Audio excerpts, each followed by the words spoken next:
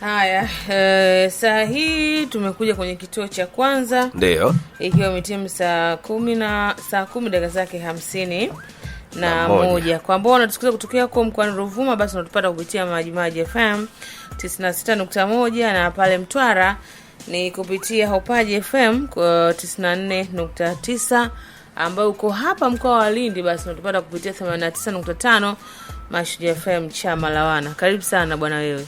Bwana kubwa zaidi leo hii tunazungumzia pia kuelewa haki na wajibu wa kidigitali. Na ndio maana pia tunakuuliza. Wakati tunasikiza mambo bwana, pia unakaribishwa kutujibu kwamba je, unafahamu haki na wajibu kwenye mitandao ya kijamii? Kwa hivyo karibu hapo.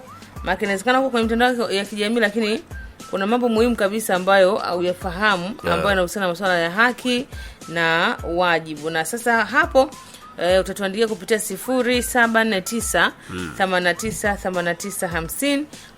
Utatujibu hapo kupitia ujumbe mfupi, na kwenye kupiga utatupigia kupitia 0706730382.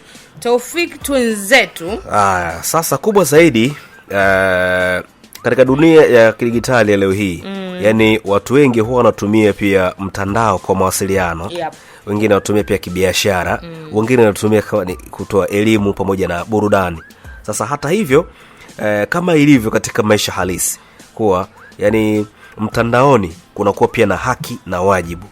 Sasa watu wanahitaji pia kuelewa haki zao za kidigitali ili kujilinda na wajibu wao, ili kuhakikisha katika mazingira ya mtandao ni salama na yenye heshima. Sasa haki za wajibu, yani haki za kidigitali.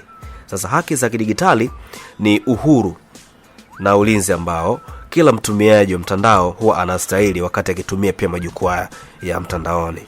Kwa hiyo ikiwemo namba moja, haki ya faragha. Unaweza kujiuliza kwamba hii haki ya faragha inamaanisha nini? Yani inamaanisha kwamba zile data zako binafsi usiziweke, mfano nambari yako ya simu, kitambulisho, yani faragha yako ni muhimu unapokuwa mtandaoni. Ni muhimu sana. Picha, mazungumzo, yani vyote vinapaswa pia kulinda dhidi ya, yani inapaswa kulindwa dhidi ya ufikiaji usioidhinishwa. Mfano kama unaweza mkao mna chat huko, mnatumia pia voice note, zile sauti, kuna mtu mwingine anaweza akavujisha. Kwa mwisho wa siku moja kwa moja zile data zako basi zimekuwa sema kwamba yani zikiwa zimevujishwa, na maana wewe, ina maana una haki pia kwenda kushtaki, una uhuru. Lakini kitu kingine sasa, jinsi ya kulinda hizo faragha. Kwa hiyo inapaswa utumie namba yako ya siri, maana useme kwamba ile nywira au password ngumu ambayo itakuwa pia ni uwezeshi na uthibitishaji pia wa hatua 2 tena kwenye mitandao ya kijamii na barua pepe pia. Nazungumzia pia zile email. Cha kufanya, inapaswa ubadilishe pia mipangilio ya faragha ili kudhibiti nani anaweza kuona machapisho yako. Kitu kingine, inapaswa uepuke kushiriki taarifa, yani kushare zile taarifa binafsi huko mitandaoni. Lakini inapaswa ufahamu pia sera za ukusanyaji wa data unapotumia tovuti au program. Kwa hiyo kuna haki nyingine, ni haki ya uhuru wa kujieleza. Unaweza kujiuliza kwamba hii haki ya uhuru wa kujieleza hii inamaanisha nini? Kwa hiyo kila mtu ana haki ya kutoa maoni yake mtandaoni bila hofu ya kukandamizwa au adhabu. Pengine kuna jambo umeliona, mfano leo hii kuna mtu ambaye huyu ambaye ameweka zake bendera kwa kusema kwamba anazindua mapenzi. Kwa hiyo wewe una haki ya kuweka maoni yako. Kwa hiyo sasa kitu kikubwa, wengi wanahofia kuwa na vikwazo. Sasa haki hii haimaanishi kueneza maneno ya chuki au potoshaji au kumchafua mwingine. Ina maana pale unapo comment ukiona kitu, hakikisha kwamba bwana, hapa hiyo comment yako haitomdhuru mtu yoyote. Yani iwe kawaida.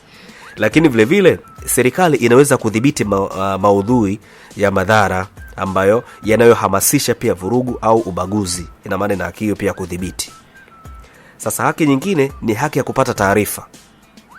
Watu wengi wanapaswa kuwa na haki ya kupata taarifa bure, ikiwa ni pamoja na huduma za serikali, vifaa vya elimu na habari. yaani inapaswa hivi vyote vipatiwe bure, yaani mtu ana haki ya kupata bure. Sasa changamoto inakujaje? Kuna tovuti fulani zinaweza pia kuzuia kwa sababu za kisiasa au usalama. Unaona? Lakini vile vile upotoshaji pia unaweza kufanya iwe vigumu pia kupata vyanzo vya kuaminika. Sababu kuna baadhi ya taarifa pengine unatamani uzipate, ila taarifa hizi zinapatikana sehemu fulani. Sasa utakuta ile sehemu imezuiwa, yaani mpaka kufikia huko na kuwa ni ngumu. Inakuwa changamoto. Kwa hiyo haya mambo pia huwa yanatokea. Sasa jinsi ya kuhakikisha taarifa zenye kuaminika, inapaswa ufuate vyanzo vya habari vinavyoweza kuaminika. Angalia tena taarifa kabla ya kuamini au kushare. Inapaswa utumie tovuti rasmi za serikali kwa taarifa za kisheria au huduma za umma. Sasa wajibu wa kidigitali. Sasa hapa kwa haki kuna kuja na wajibu. Kila mtumiaji wa mtandao anapaswa pia kuhakikisha kwamba, moja, heshimu haki za wengine. Yaani yaani unapaswa uepuke kuchapisha ile maudhui yenye madhara au yasio heshimu. Kitu kingine unapaswa uheshimu faragha ya mwingine. Yaani usishare tu taarifa yaani kibinafsi bila hata ruhusa. Hakikisha basi unaripoti unyanyasaji mitandaoni na kudhalilishwa unapoona pia kinatokea. Ukiona mtu fulani amedhalilishwa, basi unaripoti, kwa sababu ukisha ripoti kuna uwezekano pia kuifungia ile taarifa isiende pia, yani isiendelee pia kuenea, kusambaa na kuleta madhara. Kufuata pia sheria za nchi na kimataifa pia. Kwa hiyo usieneze taarifa za uongo, habari bandia ambazo zinaweza pia kupotosha au kusababisha pia wasiwasi. Na usishiriki pia kwenye udanganyifu mtandaoni au uhalifu pia mtandao. Elewa kwamba uhuru wa kujieleza huwa haukupi wewe uhuru wa kutokuwa na madhara. Kwa hiyo inapaswa pia uwe unachangia mawazo chanya katika jamii mtandaoni. Kwa hiyo shiriki yale maudhui ya kielimu na kuinua pia. Inapaswa pia unapiga jeki kampeni ambazo huwa zinazohamasisha pia ujuzi wa kidigitali, usalama mtandaoni na ustawi pia wa akili. Na kitu kingine inapaswa pia uhimize majadiliano yenye afya badala ya mivutano mitandaoni.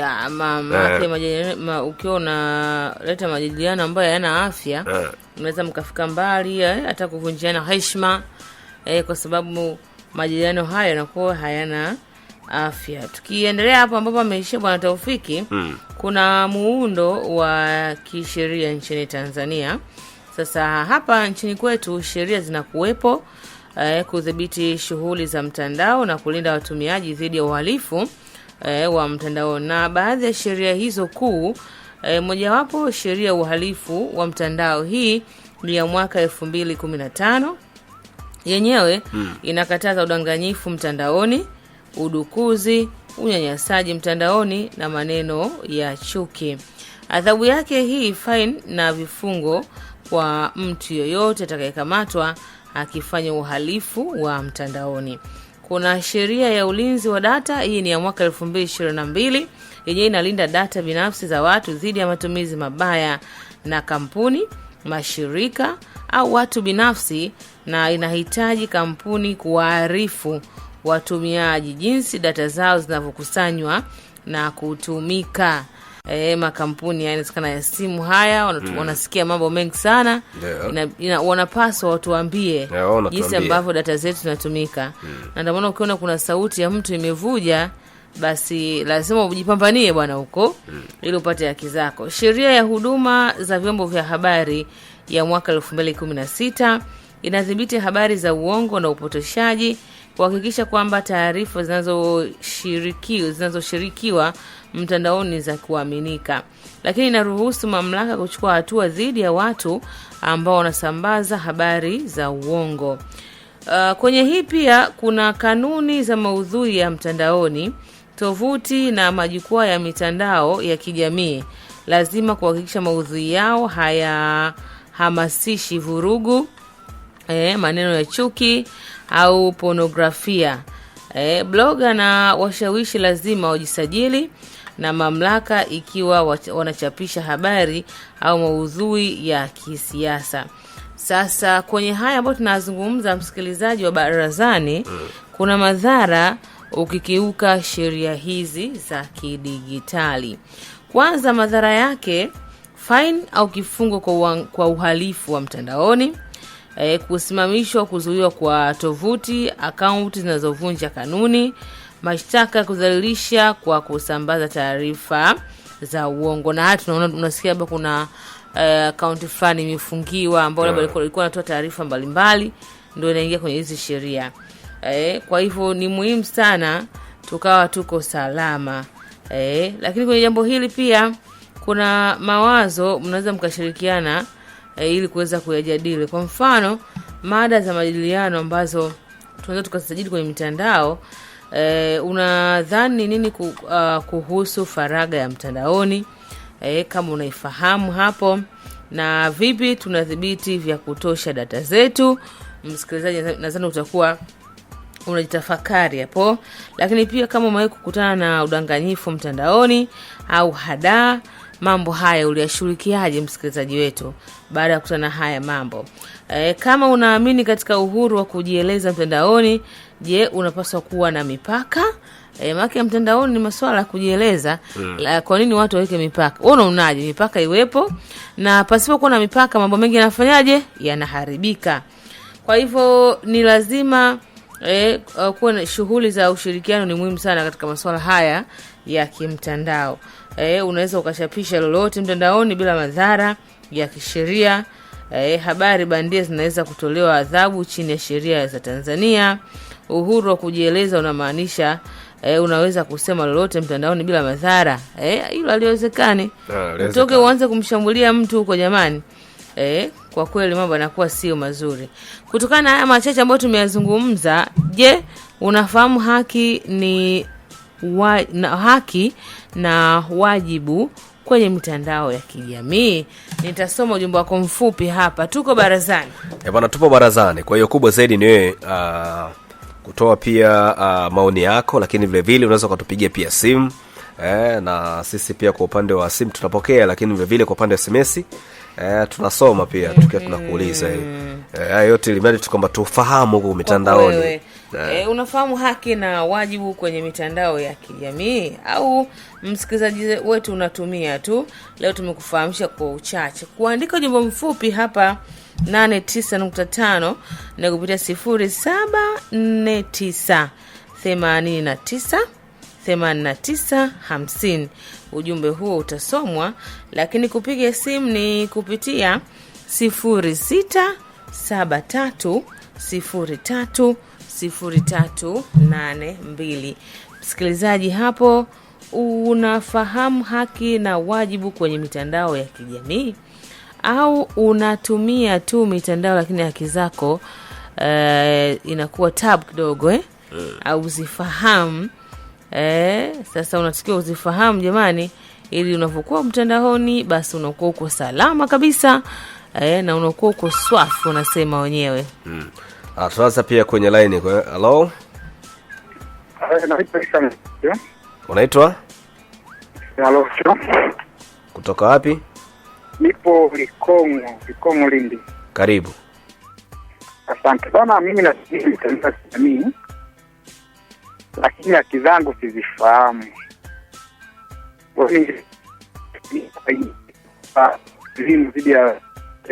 Elimu dhidi ya kutumia mitandao. Okay. Unasema kwa upande wake haki zake pia hazifahamu. Sasa na kuna wale wengine ambao huwa wanafahamu pengine. Na sasa wanaangalia namna ya kuzishughulikia pengine. Hello. Hello. Habari?